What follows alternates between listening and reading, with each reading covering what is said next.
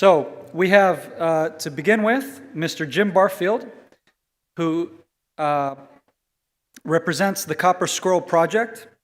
Jim is a retired criminal investigator with multiple career positions leading up to his retirement from the Fire Marshal's office in 2005.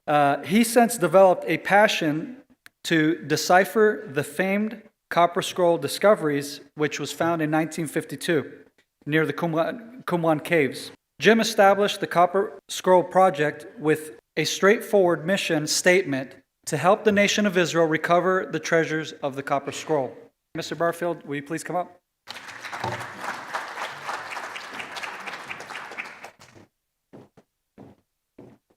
Got 35 minutes. Strap in, get ready, because we got a lot to cover. Okay, it is the Copper Scroll Project. You're going to have to excuse my back. I usually have a computer in front of me. Chris was going to say a prayer, but I got him praying now. We're going to be a little bit rushed, and so if you got questions, please save them to the end. We probably won't have time for any. Disregard this. I found out they're going to have it all over the internet, so you're good to go. Copy whatever you want. This is what we plan to cover today. What I believe the Copper Scroll has on it, and I've had a couple of rabbis tell me that these items are the dowry for the coming of the bride. Sorry. We need the audio for the people viewing you online. You took 2 minutes. I'm getting another 2. It's a dowry for the coming bride. And it's important that you learn that Qumran is far more than what it is right now, just a tourist attraction. Qumran is I consider it a holy place to myself at this point. Qumran was a miniature Jerusalem in the wilderness at that time.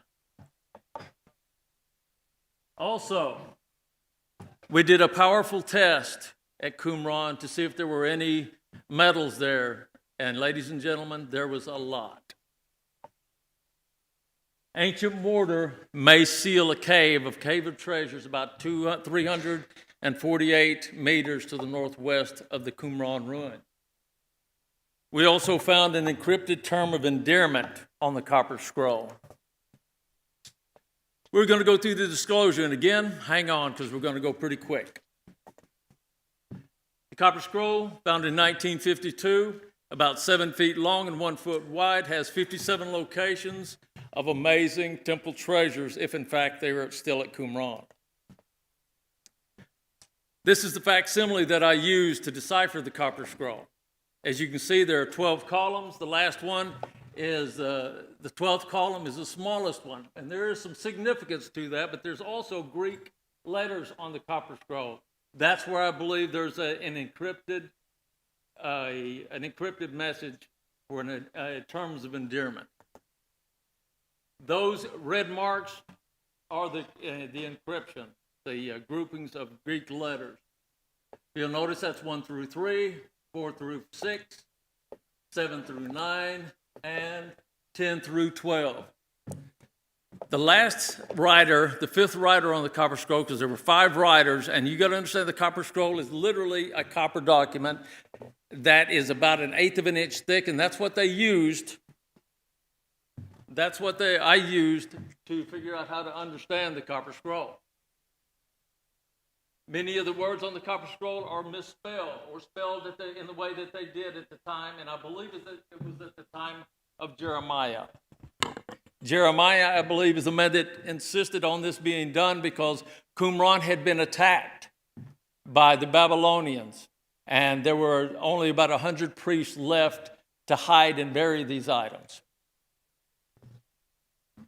These are the documents that confirm, or at least strengthen the possibility that the Copper Scroll is a real document that is used to hide and bury these treasures, what I believe are the treasures of the temple.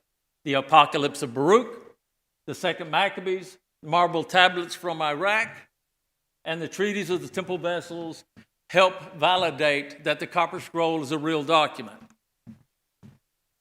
The zealous writings. The treatise of Mekhamelech is written by a rabbi in 1648. The records were written by five righteous men: Shemur Halevi, Hezekiah, Zedekiah, Haggai the prophet, Zechariah the son of Edu the prophet.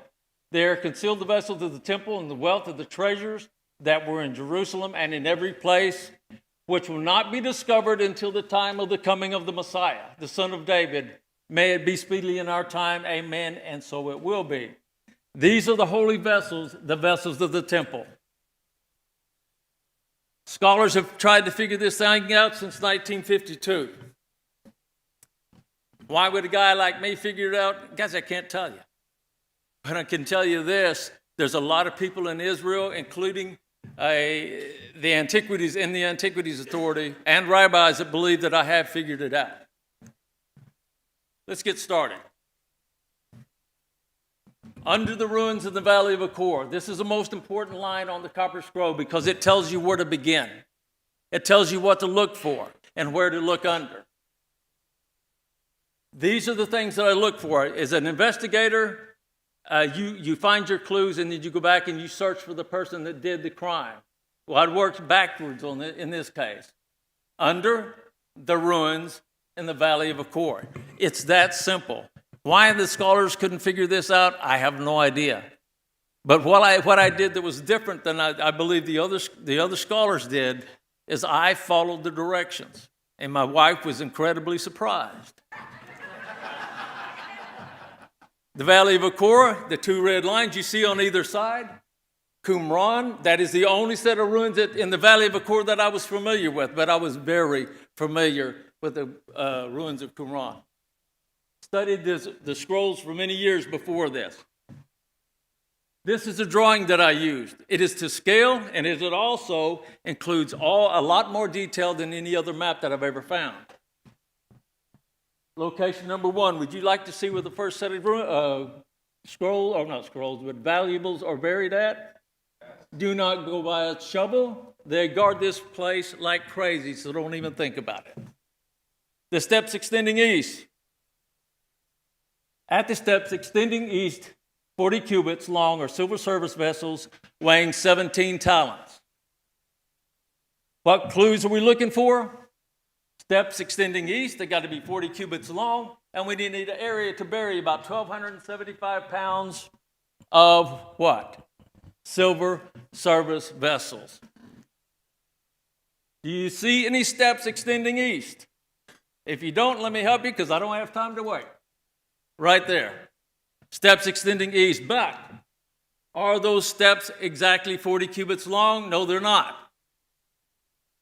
Here's the measurement. 19.5 meters, according to the gentleman that did the research on this, Yitzhak Magen and Yuval Peleg, very important guys.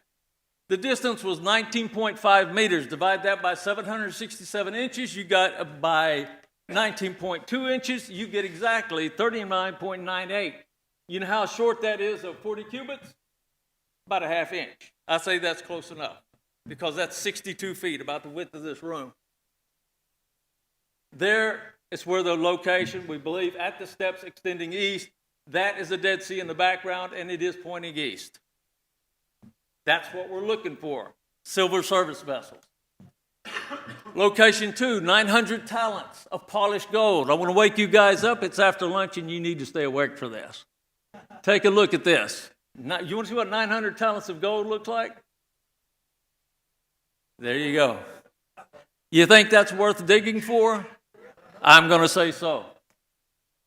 It's worth approximately $1,181,275,000 worth of gold laying there. Is it still there? Let me read what it says here. Accommodated in the built mount of the dry cistern is gold in the dry fountain, the great ruined courtyard of the peristyle. In the soft mire is hidden polished gold. How many talents? 900 talents. This is very difficult without my computer. What are we looking for? A dry cistern, the fountain, mud, a highest opening at Qumran, and a large enclosed courtyard. There are 2 courtyards at Qumran. If you get a chance, go out there. I'm going to go out there. As a matter of fact, we're going to be doing a tour in May out of Israel, and we're going to go out there, and I'm going to show a lot of stuff to you people if you want to go. 2 courtyards. Smallest one here, the courtyard Hagadol is up there. That's the one we're looking for. There's the courtyard. A courtyard, a peristyle is what they call it. It's a Greek word spelled with Hebrew letters. The courtyard is an enclosed court with high walls. The dry cistern is the blue thing coming out of the sky. That is the cistern that runs from the mountains of the cliffs to this courtyard. The fountain, remember that name because we're going to come back to it. The peristyle, again, is an open courtyard. Mud, there was mud. Ladies and gentlemen, Qumran is the driest place on earth, so there's no mud there today. The highest open is exactly where that red dot is at, and the red dot is where 900 talents of gold, I think, are buried. And the reason I think that is here's this actual spot at Qumran. See the red dot? This is the scanner that we use to test it. It's called a Lorenz Z1. The Lorenz Z1, that red and white pattern you see there, it's a zigzag pattern. The thing will penetrate down to 50 feet, and it will let you know if it's gold or steel or non-ferrous and ferrous metal. There's the result of the scan that was done. The green, guys, you can't imagine, it's as long as this room. That's how big it is, and it's about 15 feet wide, 3 meters approximately. You see L3 up there, that peak? We just went beside the 900 talents, and look at the peak we got on that thing. It's incredible how much is potentially there. I'm not going to go through all this, just know this. The red, orange, and blue, because you're going to see some more of these, are the non-ferrous metals. What is non-ferrous? Gold, brass, copper, that sort of thing. Silver. Green indicates iron or steel. Again, 900 talents of gold. Location number 3. The cave of treasures, the vessels, and the Ephod of the Treasury. That's what we're going to be looking for on this one. In the red heap are the wine vessels of the gleaming chamber, the Ephod. I can't see the best of it down there. The Ephod and vessels for treasure. Thank you. That's my buddy Chris helping me out. What are we looking for? We're looking for a red hill. We're looking for a cave. And the treasury. What are we talking about when we're talking about the treasury? That's something very interesting they're about to find out. Does anybody, this is Qumran in the springtime many years ago. Does anybody see a red heap in this picture? If you pick that, you're right. Everything that we're talking about at Qumran matches what's on the copper scroll. There are the wine vessels. We're yet to see those. We know what that is. We know what the ephod is. But what is the gleaming chamber? Has anybody got an idea what we're talking about? What is it in Hebrew? I can't tell you right now. I don't have the slide pulled up, and I'm not that good. That's what the gleaming chamber is. The Holy of Holies and the holy place. Can you imagine if you got the Shekinah glory and the menorah in there, both of them lit, what are you going to get? And why? Inside of those chambers, they're inside of polished gold. Remember, all the planks in there are coated with gold. Am I correct? You bet. Here's an interesting part. The first 3 locations at Qumran, watch this. They had a very specific intent and purpose.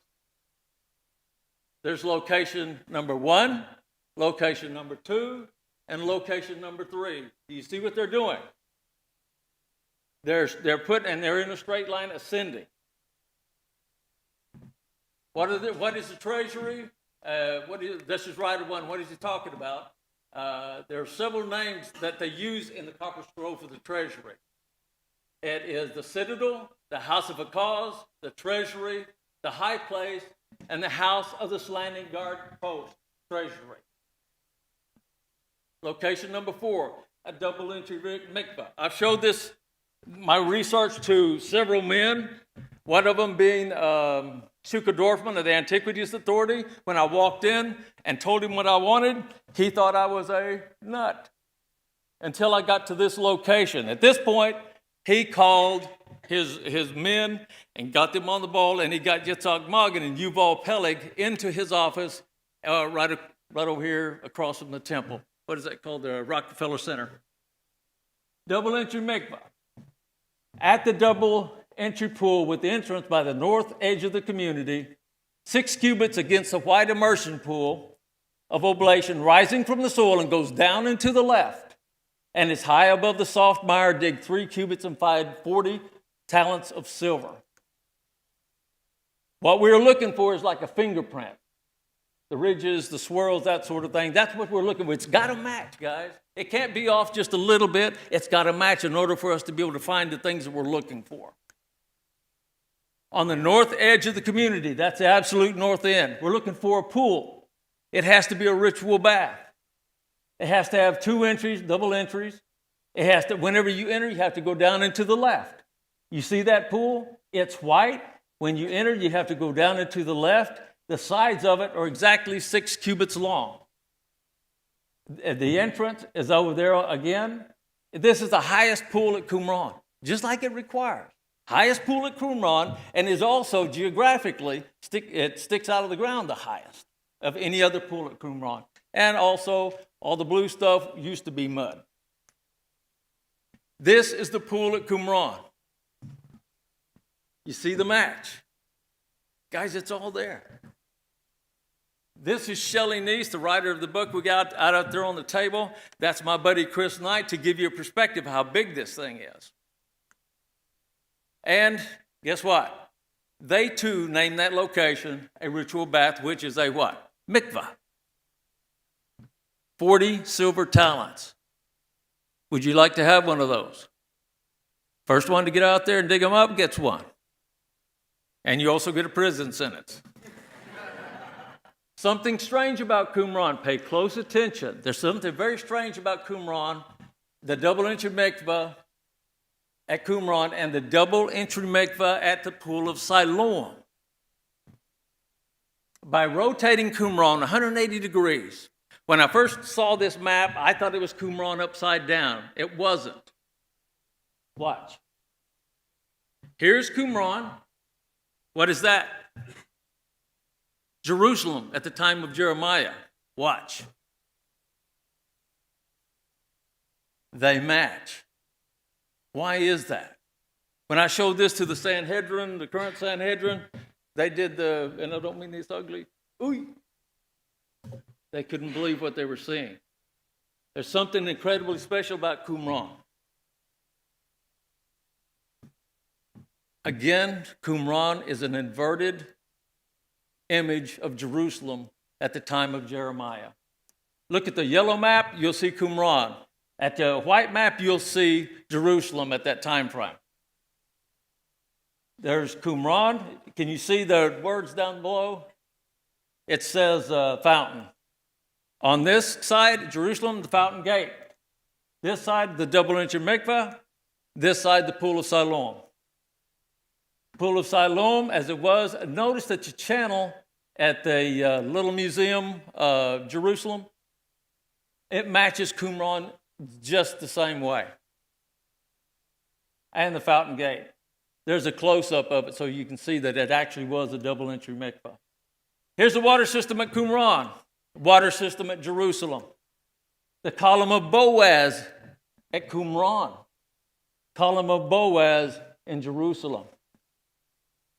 Zadok's room and the high priest pool at Qumran. That location right there represents the temple. And at Jerusalem, obviously the temple. The sheep's pen, the ram's pen, sheep's pool, sheep's gate. House of the women, women's gate, and the women's tower. Are you beginning to see the match yet? Here is the Jaffa match. Here is the Jaffa gate. Here is the watchtower at Qumran. Here are the watchtowers in the time of Jeremiah. There's more. The location of the next temple That seems to be a big topic here at this conference. What would you say if we had a map from the time of Jeremiah that confirmed what these gentlemen here are saying today and ladies are saying here today? Here it is. Qumran, the copper scroll not only gives us the locations of great amounts of temple treasures, it also gives us a map of Jerusalem at the time of Jeremiah. Do you see that? Right where the Temple Mount would be is where the column of Boaz is at, and the Zadok's room, and the high priest's fountain. Recognizing the holiness of Qumran, we're going to show you some things about Qumran, that they did some interesting holy things. Location number 29, the house of Hakaz. In the spot toward the area of assembly and proclamations, dig 6 cubits from the house of Hakaz. What is the house of Hakaz? Any of you scholars in here? At the time of the temple periods, the house of Hakaz were the treasurers. What are they doing out in the wilderness? What are we looking for? We're in an open spot toward the assembly of where they do the proclamations and where they do the assemblies at. That spot should be approximately 10 feet from the corner of the treasury or the house of Hakaz. This is just to confirm it. I'm going to skip over it because I don't want to run out of time. Here is the house of Hakaz at Qumran, about 10 feet away. This is the area of proclamations and where they gathered at. That's where they buried these treasures. Now I want you to start noticing what they're burying because it's going to get more important to you. Again, the house of Hakaz. 6 judgment tithes of silver is what remains there.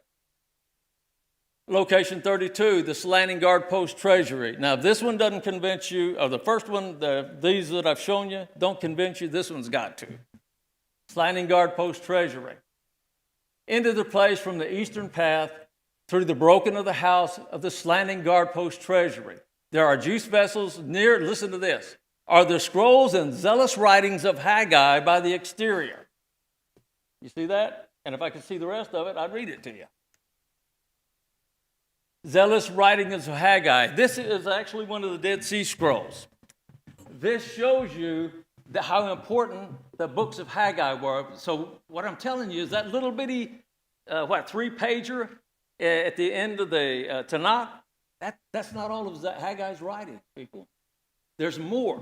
And they're waiting just at the entry of Qumran. And you have to know these things along with the covenant. You have to know the books of Haggai to become part of this community out in the wilderness.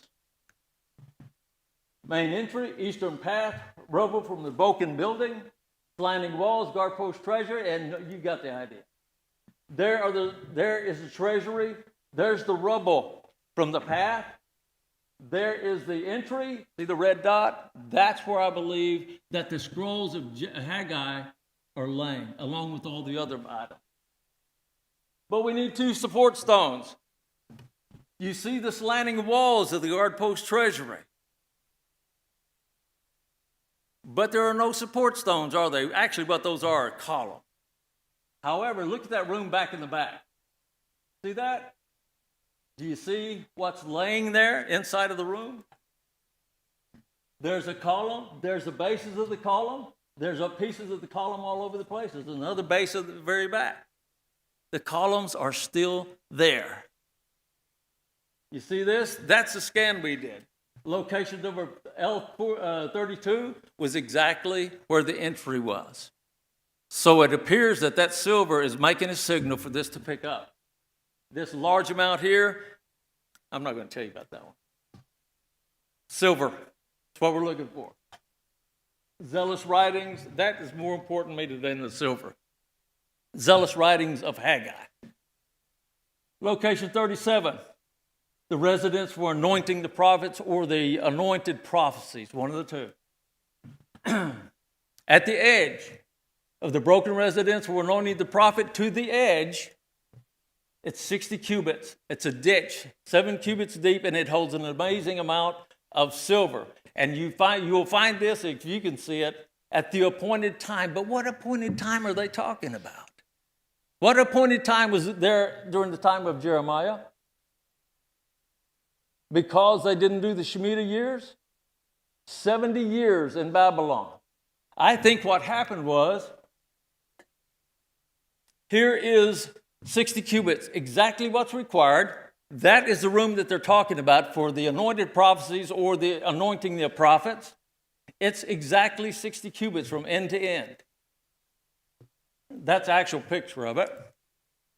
This is what we got in the scan, but you see there's only a small section of it left. What I believe happened is after the 70 years were up, who comes back? Haggai and Zechariah. Who were the two writers of the Copper Scroll that we recognize? Haggai and Zechariah. What were they teaching? What were they preaching in their books? They said, build the temple. Get it built. You're living in your paneled houses. Stop and build the temple before it's too late. What are we looking for? Huge amounts of silver. Location 38, the citadel with a double ditch. Two of the judgment offerings are concealed 40 cubits end to end. It's the breadth of the citadel. One of the names for the treasury. On the east side, dig and find the allotment of talents. Here is the citadel. You see that two red marks on the side of it? It's exactly 40 cubits, people. And if you'll notice, there are two ditches. There's an upper ditch at Qumran and a lower ditch at Qumran, end to end. And they are exactly, on the eastern wall, 40 cubits. Location 45, the column of Boaz. Remember, I've been talking about this to confirm that the temple is in the right location on the Temple Mount. Called together, massing at the residence where the righteous speaks, by the sheep are two crown stones of proud Boaz. Our talents draw out 390 accumulation of gold atonement vessels. Chamber of Zadok, the columns and the capstones, what we're looking at, and there needs to be a sheep pen nearby. Guess what? Here's a sheep's pen, there's a room of the righteous one, and there are two capstones still laying there today. How can this be after 400 years? And of course, that's a room of Zadok. That red dot is not on top of the walkway, it's somewhere underneath it. So if you're going to go out there and steal something, you got to go underneath. I recommend against it, though. There's a sheep's pen. How do I know it's a sheep's pen? Because there's a sign there that says sheep and goat pen. You see that? Seriously. That's what we're looking for, gold atonement vessels. Location 48, the gold vessels torn to pieces. I'm not going to read everything on this one because I don't want to run out of time. In the righteous one's garden, at the four limits, are ruined gold vessels, wine vessels, peeled and cut to pieces. Yoke, sorrowful, kept secret, behold, at the appointed time. Place of the righteous one, four corners, and it's his garden, the righteous one's garden. Here's from 2 Kings. Look what they did and what Nebuchadnezzar did to gold vessels, which were the King Solomon's vessels. They cut them and tore them to pieces. Jeremiah 40 says that the captain of the guard, Nebuzaradan, gave him, Jeremiah, food and a great reward. What do you think that great reward might have been? The golden vessels cut to pieces. There's the righteous one's garden. How much time we get left? One? Oh, you better hurry. There it is. There are the vessels. I'm going to get to the cave. We're looking for the cave again. In the great hollow entry, which involves all the wealth of the house, placed and hidden in the entrance of the north end of the red heap, there is buried by the edge is another copy of this record, declaring the scattered words and the trapped wealth. There's the heap again. There is the locations 3 and 57. Look, ladies and gentlemen, location 53, 54, 55, 56, and 57 are in a straight line. The guy, Indiana Jones, said X doesn't mark the spot. No, it's a V that marks the spot. Did you enjoy it?